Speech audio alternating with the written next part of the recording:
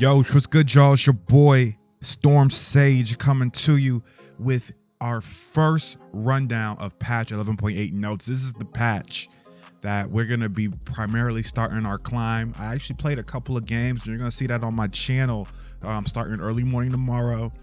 You'll see the first 3 games pop up. The new patch videos will be on Thursday's videos. So on Thursday, you'll see some new games that we played.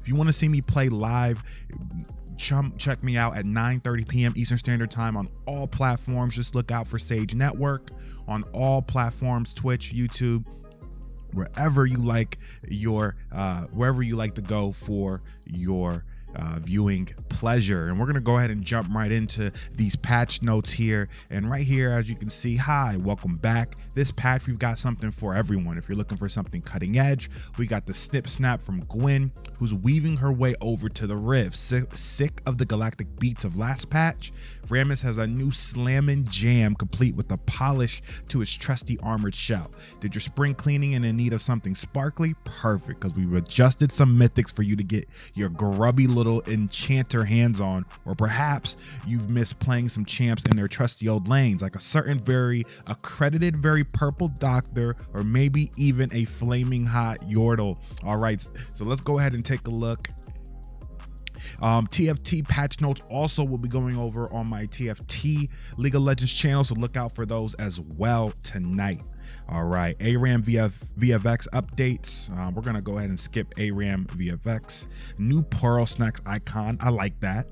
I like that a lot. Health relics, new respawn effect, cleaned up turret glows, added some subtle falling cold smoke.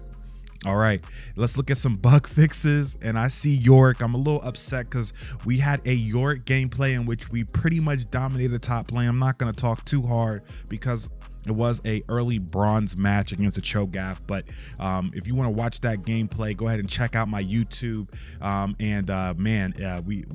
We dominated up top.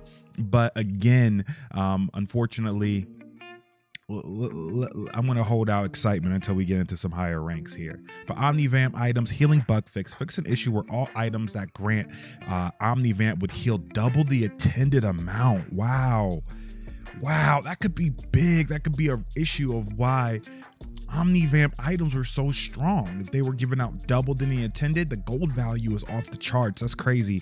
Omnivam from jungle items are now long being applied to enemy champions I'm guessing that means no longer being applied to enemy champions and minions. Wow. So that means that Omnivamp against other characters, other competitors, is not gonna work. Sanguine Blade now properly heals from physical damage dealt. Nice. People are going to probably use that more in the top lane. And then Yorick, here we go. Towers now properly prioritize damaging Yorick's maiden instead of minion when she attacks enemy champions, while Yorick is not in the tower's range. Okay, so I did see this before on multiple gameplays. Yorick maiden would actually target the big minions on in the lane before the maiden. The maiden is supposed to be a main target for the turret, and it was going with man, that is crazy. And that is a little bit of a nerf, but that's okay. All right, and then so right now we see some nerfs to Gnar, Annie, Orianna, Thresh, and another nerf to Yorick. We got buffs to Aphelios, Cassiopeia. Woo, there we go. We're gonna have some Cassiopeia games, so check out for that. Leblanc, Lee Sin, Rammus, Vlad, and Zac. Mr. Zac Araya, another jungler that I like to play if we ever have. Gwen, the hollowed seamstress, somebody that I might add to my top lane pool, as she is an AP champion. So if we need somebody with AP scaling in the top lane, I can go with Gwen, farm up and go there. We're gonna have some PBE gameplay of her as well. And let's look at some of the skins. We got Dragon Slayer Kale and Dragon Guardian Galio, Dragon Slayer Twitch, Space Groove Gwen, and Black Frost Vel'Koz and Black Frost Scion. Not too many there that I'm interested in. Looks like we have some adjustments to Dr. Mundo and Rumble. Rumble is another one of my top lane picks for AP. Hextech Rocket Belt's been changed. Ionian Boots of Lucidity, Titanic Hydra, Frozen Heart, Chemtech Putrefier, which I feel like is a strong item no one's using, and support Mythics. Again, I'm worried if they buff Chemtech Purifier, that's going to be a downright nasty item on non-support champions that shield and can do heals. So I'm looking at you, Seraphine, Oriana. That's going to be a nasty item if they do anything silly like raise the AP ratios. I haven't looked at these patch notes yet, but if they raise the AP ratios, that's no bueno. And then again, LeBlanc and Vlad I am most worried about in these buff scenarios and categories. LeBlanc is one of my, I hate laning against LeBlancs. And then Vladimir is just, when you give him a couple of buffs, he can get out of hand easily. All right.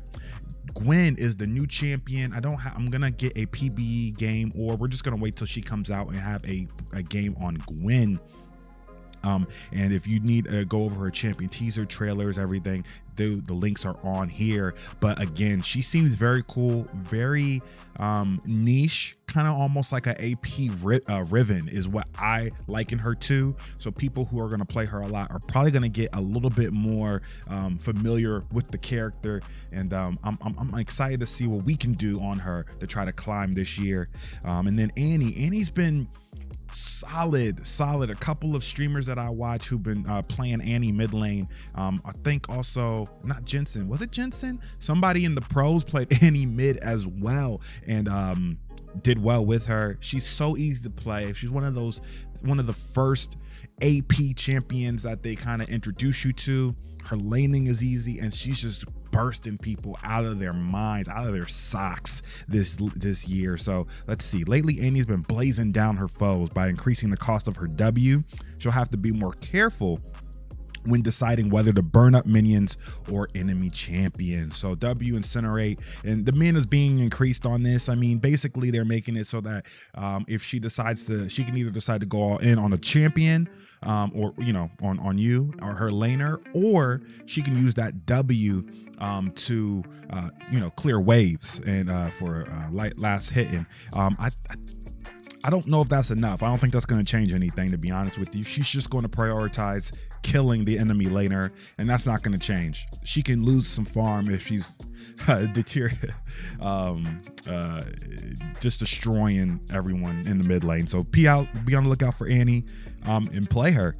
I don't like Annie, so I'm not going to, but player if you're looking to climb. Aphelios, passive lethality increase. Oh, okay. Our main weapon effects strengthened. Aphelios has been looking pale ever since we nerfed his interaction with Kraken Slayer in 11.2. Given how he's fallen behind other scaling marksmen, we're putting more punch into his lethality rank ups, which have been historically lackluster. That is true. Along with his weapon effects during his ultimate to let him reach for the moon. Passive, the Hitman and the Seer. So lethality has been buffed a little bit, very low, but very minuscule early on. But then once it gets to late game, that's an extra 3. Looks like about an extra 3 lethality. Still a little lackluster. His lethality path, when you go up there, it's good for early game spiking as far as damage, but overall as the game progresses, it continually gets worse. I don't know if 3 lethality is going to affect or change anything.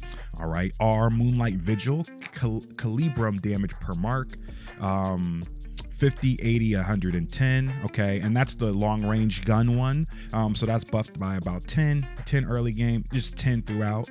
And then Severum healing, the healing on that is up at least, looks like 20. Yeah, it looks like 25 per R level, 6, 11, and 18. Gravitum root, about 0.10 seconds root duration increase. Infernum splash damage, that's the fire gun, 90% of additional damage, about a 5% buff. And Crescendum Chakram refund, 5 additional 6 total. That might be the biggest change, that Crescendum Chakram. His Crescendum Chakram is actually one of those stronger solo 1v1 type of weaponries that he has. So that's one of those things where you definitely that may help out, but these seem very minuscule. I don't know if these are going to change the meta, make Aphelios meta or not. My answer is nah, probably not. He's going to need a little bit more than that to boost him up. And here we go, Cassiopeia. Cassiopeia's one of our champions, so you know I'm interested to see what they're going to do. E cost now scales down. Cass has been coiled up tight with Tear of the Goddess as she relies on its mana in mid and late game teamfights.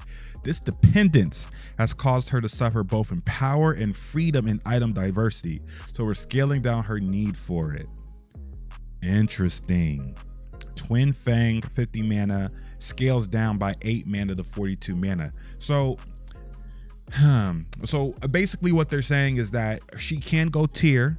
If you want to go Tear, if you feel like you're going to have these long drawn out fights later on in the game and you need the extra mana pool to go Tear the Goddess and go that direction. But this is interesting because I don't know, you spam E a lot. E is your main spammable ability, and 8 mana per stack in game is very minimum, but I feel like you're still gonna have to get some skill trees. You're gonna probably have to do some things to make that work without Tear. We'll try it out though. We'll do a build. We'll do one of my new next videos in the climb to diamond. We'll do a Cassiopeia video, and we will not go Tear of the Goddess, and see if the mana changes and tiers change up. So that'll be one of the first videos you guys will see. Dr. Mundo, got to worry about this in the top lane. Passive max health regen increase. At present, jungle Mundo's been smashing and top lane Mundo's been crashing. We're tackling this by pulling back on his clear speeds, which should slow his roll without stopping our purple friend from cleaving through the jungle. We're then doctoring up Lando. Jesus, that's terrible. By tossing him more regen, make him the meaty meatball of his dreams. Passive Adrenaline Rush. Ooh, a full 1% health regeneration. That is actually really nice. Infected Cleaver. Capped damage against minions and monsters. Ew. Okay, so at late game, it's just capped, but early it is, whoo, he is nerfed heavy early game. Look at this cleaver damage early game.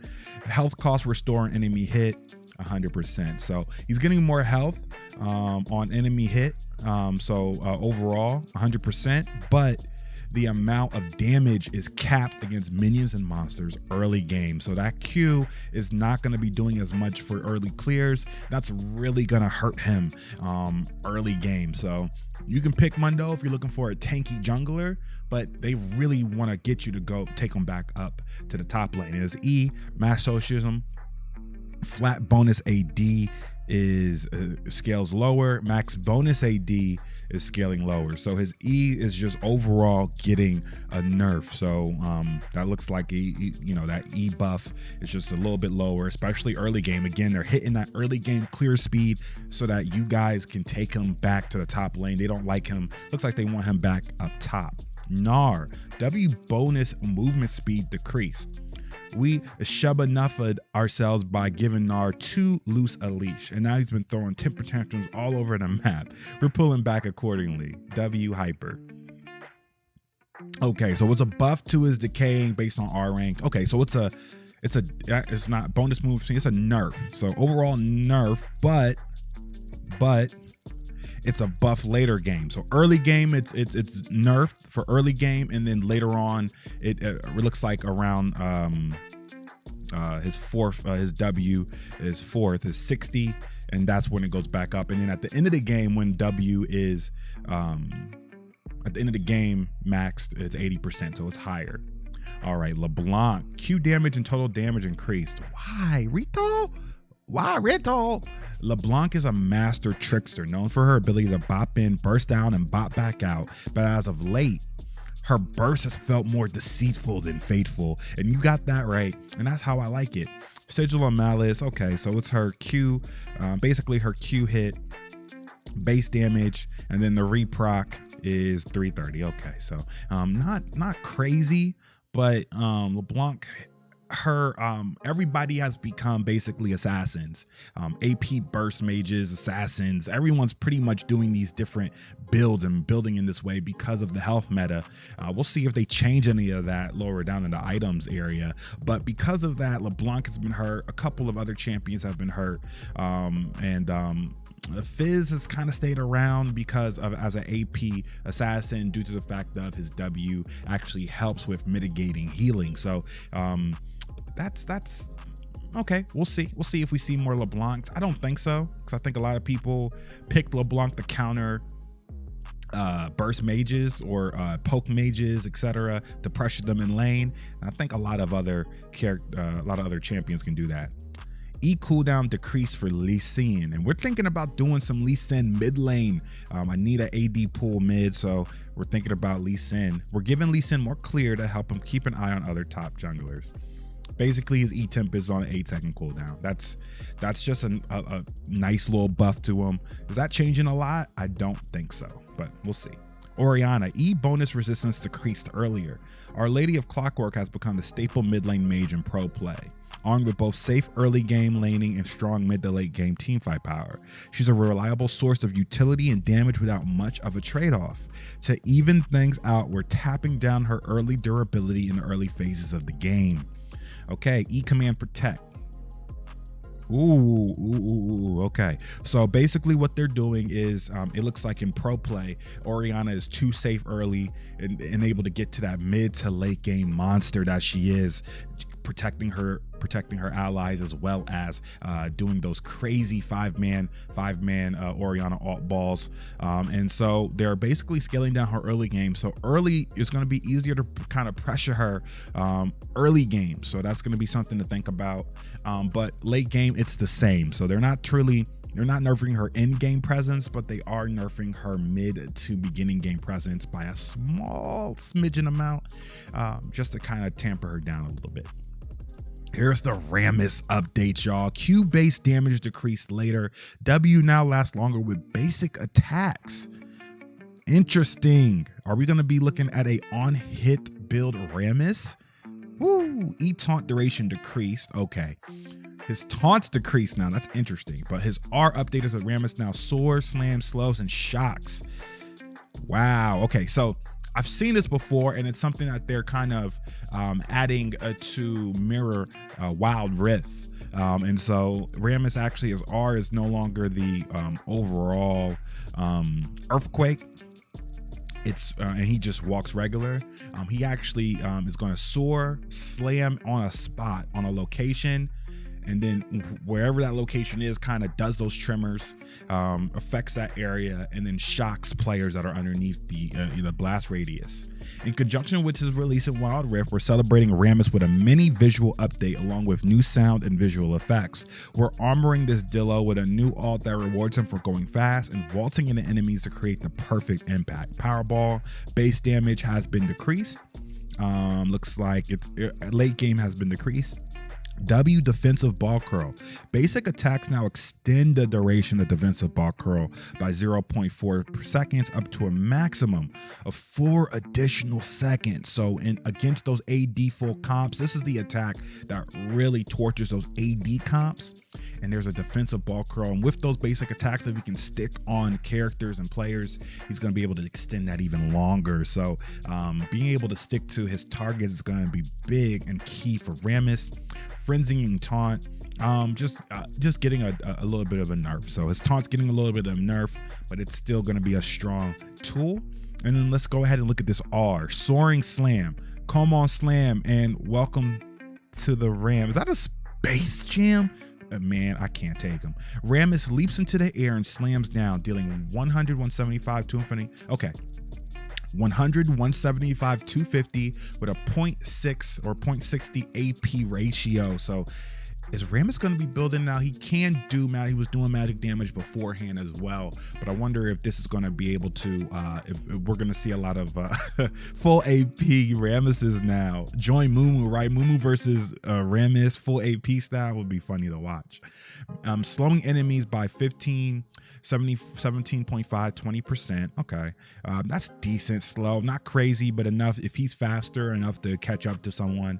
Rammus generates aftershocks at the target location for 4 seconds, dealing 20, 30, 40 plus 0.10 AP magic damage and stacking the initial slow up to 4 times. Interesting. So that slow, based on the amount of aftershocks that you're hit by, can stack that slow and make it almost pretty much 80% slow in late game. Interesting.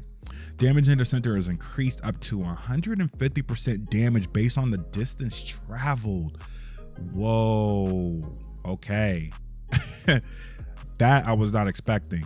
If Soaring Slam is cast while Rammus is in Powerball, enemies near the center are also knocked up and dealt Powerball's collision damage, ending Powerball's effect.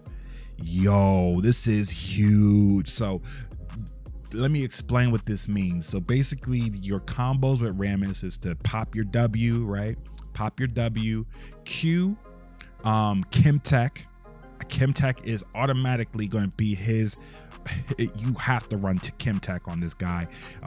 Maybe even Ghost. Ghosts were crazy. He's basically more of a tanky Hecarim now as far as speed, because the faster the damage increases, 150% damage based on the distance traveled. The faster you go, the longer you start up your attack formation. You start your W, hit your Q, you go right into the enemy from behind, from kind of like Skarner does with trying to hit his R, and then you just jump in and you do a bunch of damage based on the AP you have.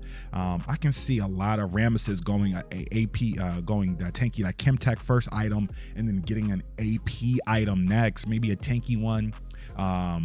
Just, man, that sounds amazing. That's gonna be interesting. So look out for Rammus. You're gonna see a lot of Rammuses, especially this sounds like a crazy build to run for Rammus in early grinds, bronze, silver. Man, check him out. He's gonna be good, I think. Rumble, this is one of my guys. Base magic resist and magic resist growth decrease. Interesting. Base magic resist and magic resist growth decrease. Wow. Passive overheating bonus damage decrease. Wow. Now scales with target's maximum health. Now grants attack speed. E now reduces the target's magic resistance. Okay. Although mid Rumble's been doing well, he's been feeling rather tepid up in top lane. We like supporting both sides of the Yoro, so we're finding a middle ground in power for both roles by making top Rumble better at beating down tankier targets while making mid Rumble more vulnerable, particularly when laning against mages. Okay, so what they're doing is Rumble's been very strong. He's still a strong champion. He's a niche. I feel like he's niche though. But Rumble has been playing mostly mid lane. You've been going mid lane mostly. For Rumble. So what they're doing now is they're buffing top lane Rumble. Top lane Rumble's getting a buff. Okay, the attack speed again now grants attack speed. So when you overheat, you'll do more damage, and then E now reduces the target's magic resist. So E is a setup. It's almost as if Mordekaiser. So if you think about Mordekaiser's E, or his E, where he grabs, and that grab actually reduces magic resistance for whoever he's grabbed, so he can Q. This is going to be the same thing. You're going to always want to set up your E, hit an E, and then go ahead and do your flame spitter in order to do more damage on the flames per tick. That is crazy. That's good, but in lane now, he's going to be more vulnerable against burst mages, and his magic resist will be lower. So you may have to be careful earlier on in the game. So base stats: Aurora Passer, Junkyard Titan. Overheating bonus damage, again, 10 to 50, plus 6% of target's maximum health, plus 30% AP. So it does better against tankier opponents. So again, top lane, bruisers, tanks, tankier opponents are going to, your passive is just going to do so much more damage. It's getting hot in here, while overheating Rumble gains 50% attack speed. Again, when you go in, you overheat, you do all your attacks, you do your flame spitter, you overheat while your flame spitter's still going on, and then you're packing them, you're just bopping these tanks with your auto attacks. You attack faster now. Top lane Rumble is back, baby. Top lane Rumble is back. Electro Harpoon now reduces the target's magic resistance by 10%, 15% when in the danger zone. Nice, for 4 seconds, stacking additively. So what does that mean? That means that with Electro Harpoon, you do get 2 charges of that. So E does work on a charge system, so you shoot your harpoon out, and then you can actually stack that again with another harpoon, then go in. So your whole job is to try to hit those harpoons. If you can get 2 of those stacking, the first one may be 10%, then the second one may be in the danger zone, would get you into 15% additive, so that's 25%. And then you can also, if you're in the danger zone and you work your heat very well, which is one of his passive mechanic with Rumble, you can get a 30% basically magic resistance tacked on for him. So that's interesting. There's no change to his play style, right? So the only thing this does is you have to be cognizant as Rumble on whether you're going to be safe in lane, play safe in lane against mages, and then he's also going to be inherently weaker against top lane AP champions. So keep an eye out for that. It's just going to be inherently something that he's going to be weaker against. But I think he's going to move over to top lane now, because I think this added percentage on his passive, that 6% targets maximum, that's going to be nasty. Thresh is still striving as one of the top supports, so we're tightening the chains on one of his most versatile tools. Okay, so the flay has gone down to, so the flay is okay. So early game, he's going to be reduced a little bit in power with that flay, but again, Thresh is going to thresh. He's going to be fine. Vladimir, Q cooldown decreased later. Okay, as a champ who used to rush item components for CDR, but can no longer do so with the new Mythic item structure, Vlad has been thrown for a loop. To compensate, we're pumping down his cooldown. I want Vlad to stay. Vlad is an annoying champion. Always has been, always will be. But yeah, this Q transfusion, just early game is the same, but as the game progresses, late game, he'll be able to do Q way more often with cooldown reduction near that mid game to end game, or it's not even cooldown reduction anymore, right? Ability haste, whatever you want to say, Rito. He might be able to get a 2-second on that Q, which is major. All right, Yorick. Miss Walker's damage decreased. E initial leap damage decreased. Now deals increased damage over 8 attacks. Turrets now prioritize minions over the maiden. Okay, wait. Maybe that's wrong from what we thought. Turrets now prioritize minions over the maiden.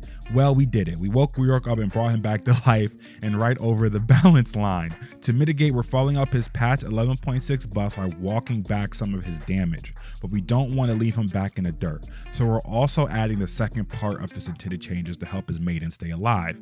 Instead of constantly trying to keep her out of harm's way, our premier split pusher can now focus on destroying turrets with his minions of the mist. Interesting. Okay, so they're walking out some of the damage scaling, which is fine. He still does deeps, okay? He still does deeps. We're gonna look at the numbers, but he still does deeps, okay? Trinity Force Rush all the time. Passive, Shepherd of Souls. Miss Walker damage is going by, it used to be 30% of total AD, now just 25%.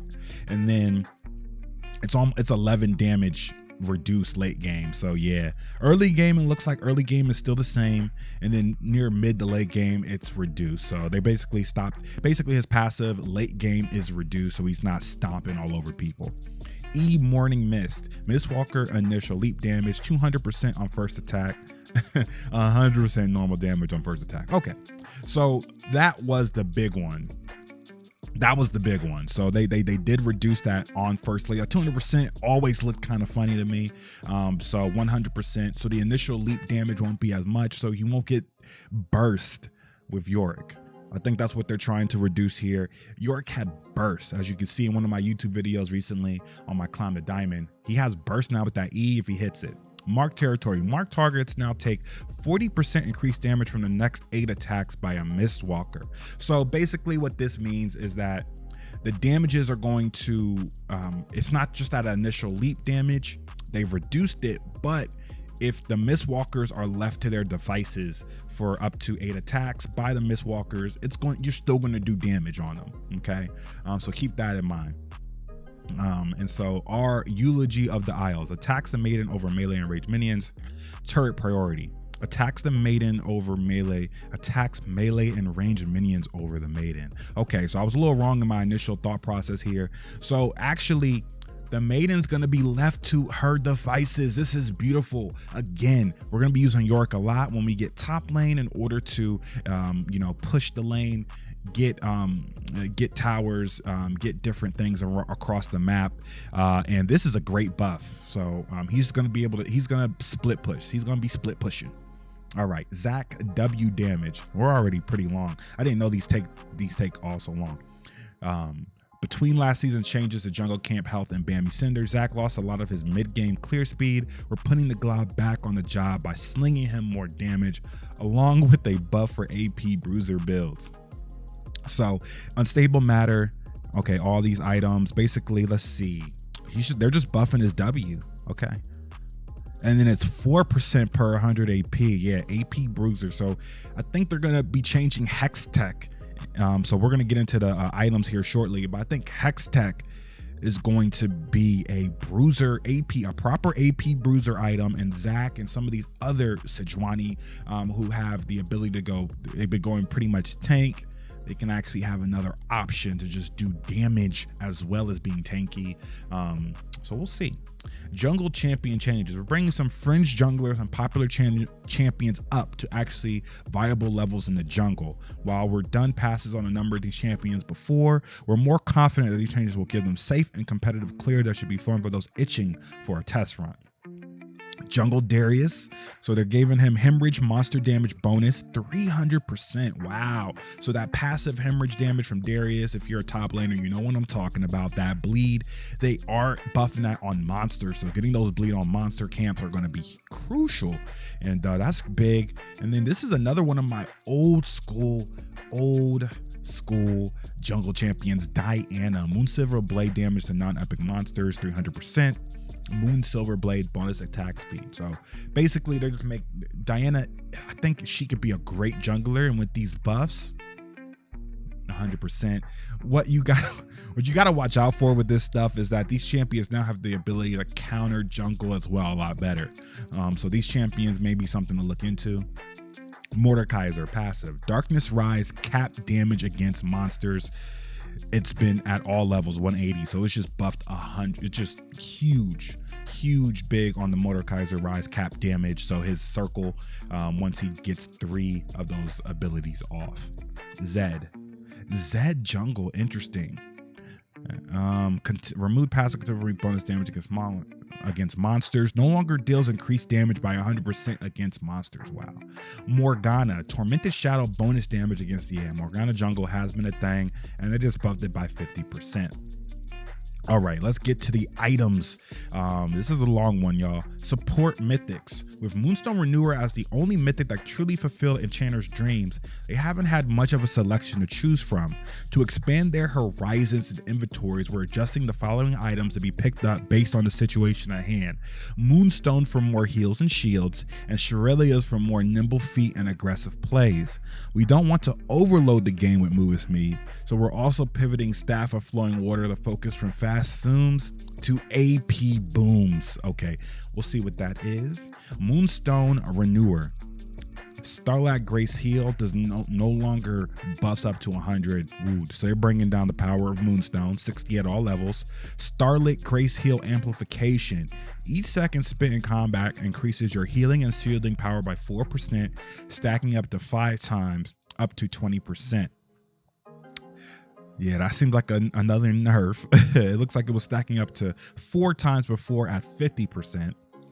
Yeah, that's a nerf. Empowers each of your other legendary items with 5 ability haste, increases Starlit Grace's heal by 10.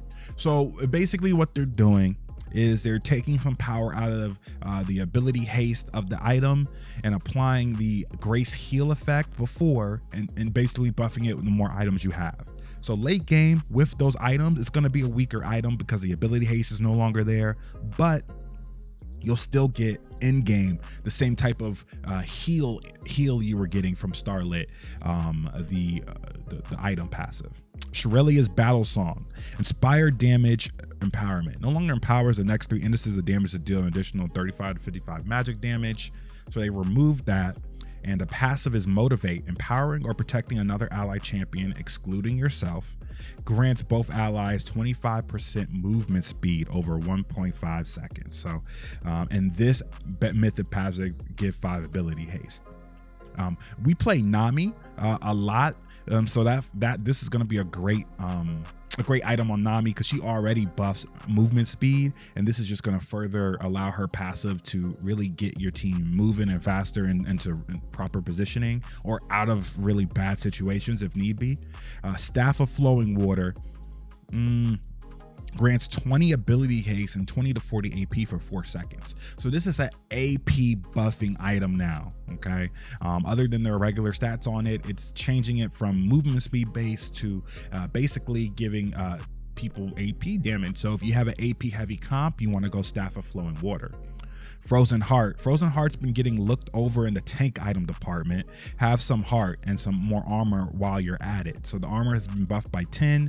Again, Frozen Heart is a decent item, but it's situational, Rito. It's a super situational, and you don't always need it. And it doesn't really give a lot of players too many stats. It's more of an end game item if you have a lot of auto attackers on the other end, but it doesn't do anything for AD ability damage. So basically it's all auto attack. So I don't know about that. The armor is nice though. 80 armor is big. Chemtech Putrefier. We set out to make Chemtech Putrefier a more sought after choice for supports by substantially broadening its use cases. First and foremost, we're making it so you have to target an ally to receive the benefit yourself, much like Ardent Sensor and Staff of Flowing Water. The ability to apply it to oneself didn't seem to have significant power implications, but it did have odd interactions like with Ravenous Hunter that were not attended. In addition, we're giving the item a slight buff because it's still a bit niche and underperforms compared to other options. Let's see what they do, because this item is actually pretty good. Healing or shielding another ally champion, excluding yourself, they're doing that a lot, empowers both the allies and your next damage to an enemy champion with 60% Grievous Wounds for 3 seconds. Okay.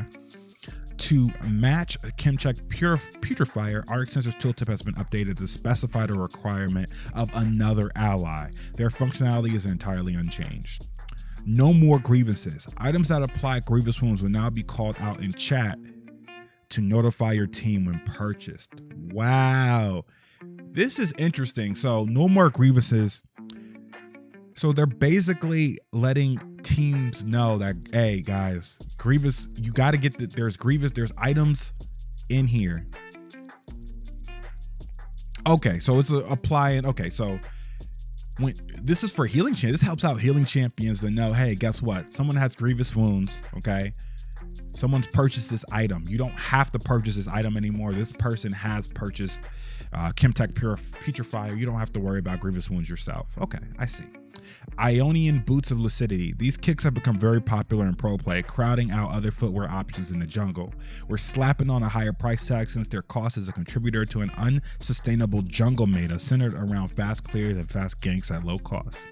Okay, that's pro play. That does nothing for anybody else. That hurts a couple of other mages in mid lane that like to go cooldown, or ability haste, but 50 gold. That's just to kind of slap pro play a little bit. Let's look at Hextech Rocket Belt. Night Harvester tends to be purchased more and perform better than Rocket Belt, even by one of the item's intended audiences, champions who aim to assassinate single targets. We're bringing it back into style by sharpening the difference between the two items. Okay. So the health is down. Hextech Rocket Belt health is down. Magic penetration is 6. Upgraded arrow pack warrant upgrade. Okay. Upgraded arrow pack warrant magic penetration 10. Okay. So basically, Hextech Rocket Belt. Basically, you're gonna smash into. It's gonna give you less health, but more magic penetration.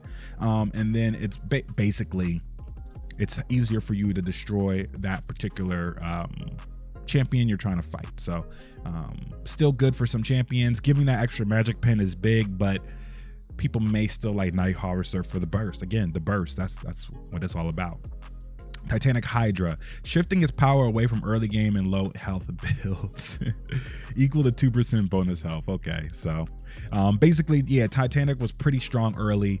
Basically, it's making it so that equal to 1% maximum, 2% bonus. So the more health that you have from items, the more bonus health, then that is going to help Titanic rather than just your health overall. In-game shop updates. Purchasing a mythic item from all the items viewed now collapses the mythic row. Perfect. Okay, scaling the hut to break parts of the shop. Okay. Shurima Clash. So Clash is starting May 1st and 2nd, April 17th and 18th. And the second one will be May 1st and 2nd. So check that out. Get your Clash teams together. Honor 5 chromas. Okay, nice. ARAM balance changes. We're not going to go over those, even though, let's see, Varus. I like that. Yorick, yeah. Okay. Bug fixes, quality of life changes, leak content, fix the issue where the social panel would continuously flicker when loading the client. Let's see if there's any. Okay, I'm just gonna see if there's anything big we should know. Fix the bug where Kindred's Wolf's W Frenzy would not attack the Rift Scuffler if the ability was cast prior to it entering the respective ability area. Trundle's W, that's another one of those characters we play. Frozen Domain now properly increases the healing received from Omnivam. Wow, so it wasn't doing, okay, that's a big one. This is a big one right here. So keep an eye out for Trundle top lane. We might have to test out to see if we can feel those buffs on Omnivam. Yumi can no longer activate, okay. Iron Spike Waves, Gold Ranker, and Stride Breaker's passives would not remove spell shields from any champions. I'm just looking to see if there's anything crazy. Nope. All right, and the skins are Black Frost Scion, Black Frost is Vel'Koz, looking very nice. Dragon Guardian Galio and Dragon Slayer Kale, and then Dragon Slayer Twitch, and then Space Groove Gwen. All right, so that's the patch notes, guys. These are long. I'm gonna try to my next one I'm gonna try to lower them down a little bit, but no, this is a big one and a big thing we're gonna look into. We're gonna be we don't do support really. Diana jungle if we get jungle. Zach, Yorick, is Yorick still gonna be good? I think he's fine. I think he was just doing a little bit too much burst damage on his E-pop with the ghouls. Rumble is another guy that we're gonna have to look at for sure, and then that's pretty much the bigger ones. And then Cassiopeia, Gwen and Cassiopeia is one of part of my champion pool, and Gwen we're gonna try to add and see if we're good with her. So again, if you guys love the content, if you love these patch breakdowns, let me know down below. It's your boy Storm Sage, again, the Climb the Diamond, tomorrow night 9:30 p.m. Eastern Standard Time. Come through on all platforms. I love you guys, and remember to always follow your ninja way. Peace, y'all.